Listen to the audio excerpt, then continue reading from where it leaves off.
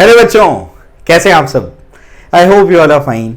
बच्चों, आ गया मैं वीडियो लेकर के how to get a decent score in mathematics. Mathematics में आप बहुत अच्छा कैसे स्कोर कर सकते हैं, तो कुछ चैप्टर्स मैं आपके लिए लेकर के आया हूं, मैं आपको बता दूं। और इससे पहले मैं कुछ अपने एक्सपीरियंस के बारे में आपको बता दूं। मैं एक्चुअली फिजिक्स से पहले ना बच्चों मैथ्स ही पढ़ाता था। मैं मैथ्स का टीचर हुआ करता था। डिप्लोमा और डिग्री के इंजीनियरिंग के बच्चों को पढ़ाता था मैं। डिप्लोमा में तो M3 तक वही मैथमेटिक्स होता है ऑलमोस्ट, जो आपको 11-12 लेवल पे पढ़ना है। डिग्री में जैसे Fourier transform, Fourier series, Laplace transform, vector integration etcetera etcetera, ये सारी चीज़ें मैं पढ़ाता था डिग्री लेवल पे बच्चों को।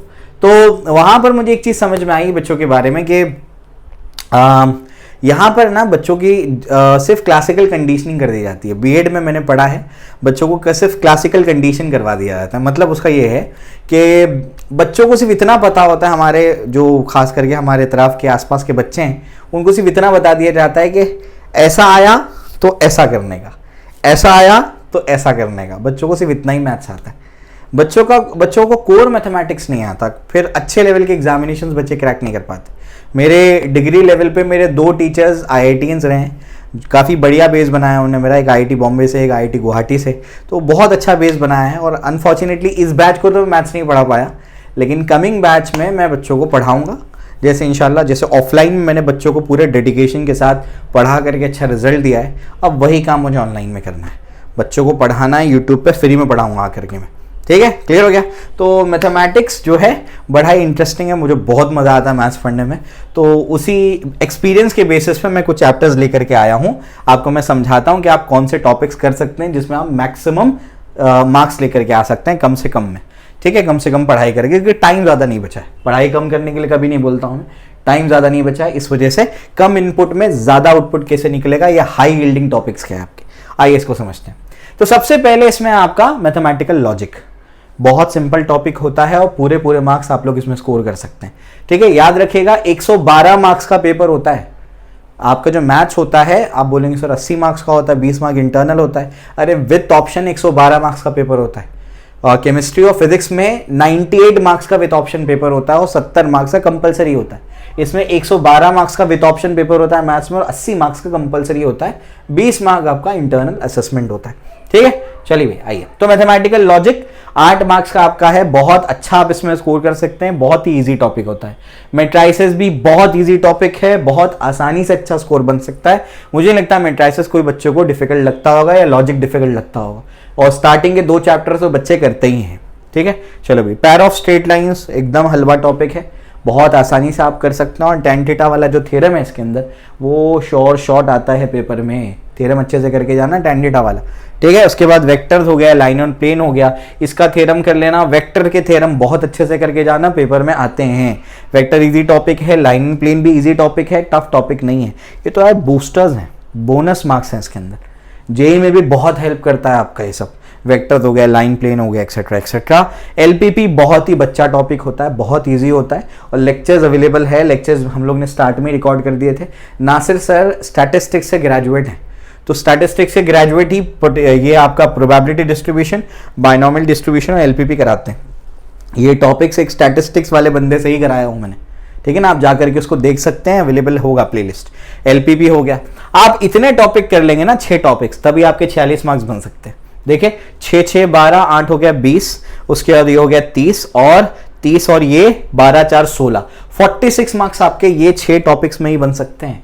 आप यहीं से 46 मार्क्स स्कोर कर सकते हैं। आप अगर गौर कर रहे होंगे तो मैंने डिफरेंशिएशन नहीं डाला है, मैंने इनडेफिनाइट इंटीग्रेशन नहीं डाला है, मैंने AOD नहीं डाला है। ये सब चैप्टर्स में प्रॉब्लम ये है ना कि इसमें इनपुट बहुत ज़्यादा है और आउटपुट इनपुट के कंपैरिजन में बहुत कम है। बहुत प्रैक्टिस लगेगी। मेरा एक्सपीरियंस ये कहता है कि अगर कोई बच्चा कैलकुलस को 3 बार प्रैक्टिस ना कर ले, वो एग्जाम में पूरी तरीके से 100% स्कोर नहीं कर सकता उसमें, वो हमेशा कंफ्यूज रहेगा। देखो मैथमेटिक्स सबको समझ में आता है, जिसलिए अभी बताया ना क्लासिकल कंडीशनिंग वाले जो मैथमेटिक्स आप करते हैं, ऐसा है तो ऐसा करने का, वो सभी को समझ में आता है। लेकिन राजा कौन होता है? जिसकी प्रैक्टिस हो गई होती है। समझ में सबको आ जाता है, वो टारगेट देख करके सभी लोग समझ लेते हैं, सभी बच्चे समझते हैं। राजा कौन है? जिसकी प्रैक्टिस हो गई है। प्रैक्टिस नहीं है मतलब आपको नहीं आएगा, मैथमेटिक्स में हमेशा कहता हूं तो सिर्फ 3 चीजों से आता है। क्या है? प्रैक्टिस, प्रैक्टिस और प्रैक्टिस। सिर्फ 3 चीजें आपको करनी है। क्या करनी है? प्रैक्टिस करनी है। तो मैंने यहां पर वो टॉपिक्स नहीं लिए हैं डिफरेंशिएशन वगैरह, क्योंकि इसमें इनपुट काफी ज्यादा है, बहुत उसमें आपको प्रैक्टिस करनी पड़ेगी, अभी टाइम नहीं बचा ज्यादा, और आउटपुट काफी कम है। मैंने ये रखा है डेफिनेट इंटीग्रेशन।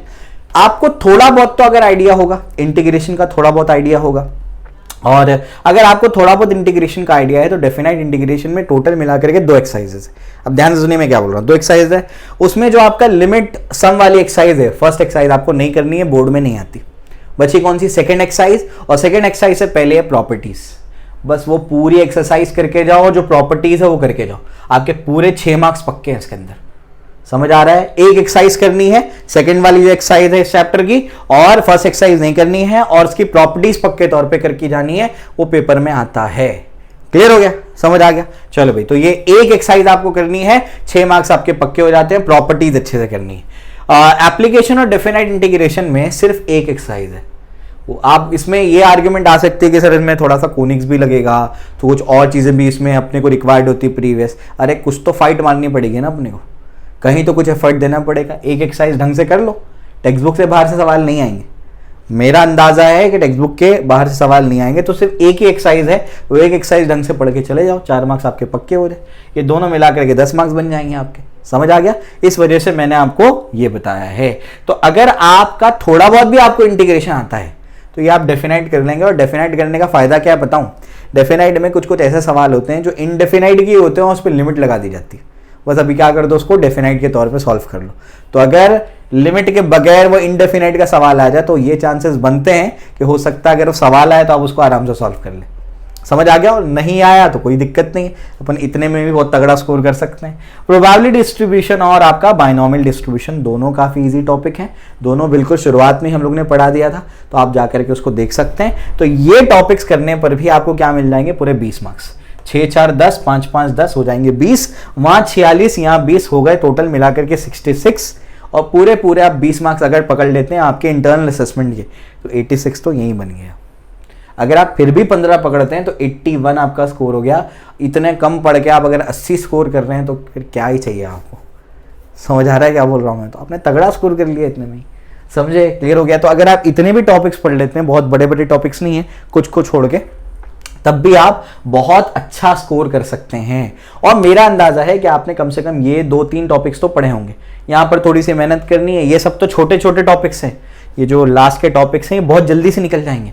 तो अगर आपने बहुत कम पढ़ाई की है ना, बहुत कम अगर आपने पढ़ाई की है, मैंने आपको स्टार्ट में मैंने जब फिजिक्स का बताया था तभी आपको 3 कैटेगरी बता दी थी, तो वापस वो रिपीट करने की जरूरत नहीं है। जिनको 100% स्कोर करना है वो पूरी टेक्स्ट बुक करें, मतलब जो 100 में से 100 लाना चाहते हैं वो पूरी टेक्स्ट बुक करें, उसमें कोई दो राय है ही नहीं। मैंने आपको तब भी बताया था। जिनको 70 से 80% के बीच में मार्क्स लाना है उनके मैंने ये चीज़ समझा दी है। ये जो मेजॉरिटी जो कैंडिडेट्स होते हैं उनके लिए ये चीज़ मैंने बता दी है कि आपको हाई यील्डिंग टॉपिक्स कौन से वो आप ये कर सकते हैं। इसके अलावा जो आपके वो बच्चे जो सिर्फ पास होना चाहते हैं उनके बारे में बता दूं। जो बच्चे पास होना चाहते हैं वो क्या कर लें, वो आप लोग मैथमेटिकल लॉजिक कर लें, मैट्रिसेस या पैरा स्ट्रेट लाइन में से दोनों जो आपको ठीक लगता है दोनों में से वो आप कर लें। ये दोनों में से मतलब अगर ये होगा 8, ये हो गया 6, 14 यहाँ हो गए, और प्रोबेबिलिटी डिस्ट्रीब्यूशन और बाइनोमियल डिस्ट्रीब्यूशन ये हो गया 10। समझ आ गया? तो 24 मार्क्स ये हो जाएगा और आपके 20 मार्क्स वहां से आ जाएंगे। 15 भी पकड़ लेंगे आप, पास तो हो गए आराम से। समझ आया? क्लियर हो गया? तो इस तरीके से ये आपको मैंने समझा दिया है। तो आप लोग क्या कर सकते हैं, आप लोग ये 2 टॉपिक अगर आप एक चीज और ऐड भी कर लेंगे तो ज्यादा बेहतर है। एलपीपी भी आप लोग कर सकते हैं, लीनियर प्रोग्रामिंग। तो mathematical logic, pair of straight line हो गए 14, उसके बाद ये क्या हो गया आपका 4 हो जाएगा आपका 18 और ये 10, 28 मार्क्स आपके बन जाते हैं। ये चैप्टर भी आप लोग ऐड कर लीजिएगा, 28 और वहां से 20, 48 के आसपास आपके मार्क्स बन जाते हैं। आप ठीक ठाक स्कोर लेकर के पास भी हो सकते हैं इसमें। समझ आया? क्लियर हो गया? तो आपको तीनों कैटेगरी ऑफ स्टूडेंट्स के लिए मैंने समझा दिया है। उसके बाद जो है, अगर आप मैथमेटिक्स का क्वेश्चन बैंक नहीं करना चाह रहे, मैथमेटिक्स अगर आपकी प्रैक्टिस होगी तो आप लोग करें, अगर आप नहीं करना चाह रहे तो आप ये टॉपिक्स कर लें, ये आपको मैंने समझा दिया है। अगर आप वो भी कर लेते हैं, क्वेश्चन बैंक करते हैं, फिर आप एक्सरसाइज करने का तो कोई मौका बचता नहीं है। तो अगर आप क्वेश्चन बैंक करते हैं तब भी आपका 70 से 80% के बीच में स्कोर बन सकता है। इतने क्वेश्चन है उसके अंदर, इतने सारे क्वेश्चंस, ठीक है ना। लेकिन कुछ कुछ चैप्टर्स में मैथ्स के क्वेश्चन बैंक में ऐसा है कि टेक्स्ट बुक से हट करके क्वेश्चन है, कुछ कुछ चैप्टर्स में ऐसा दिया हुआ है, ठीक है। चलो भाई, तो अगर आप ये ट्रिक भी लगा लेते हैं, ये अगर आप स्ट्रैटेजी अप्लाई कर लेते हैं, तो भी आप बहुत अच्छे से क्या करते हैं, अपना स्कोर बना सकते हैं पेपर में। क्लियर हो गया, समझ में आ गया। तो आई होप आपको चीज़ें समझ में आई होंगी। अगर कोई डाउट हो, कोई कंफ्यूजन हो, तो कमेंट सेक्शन में मुझे बताइए और अपने दोस्तों के साथ में उसको शेयर करिए ताकि हम ज़्यादा से ज़्यादा लोगों की हेल्प कर पाएँ। Okay, thank you.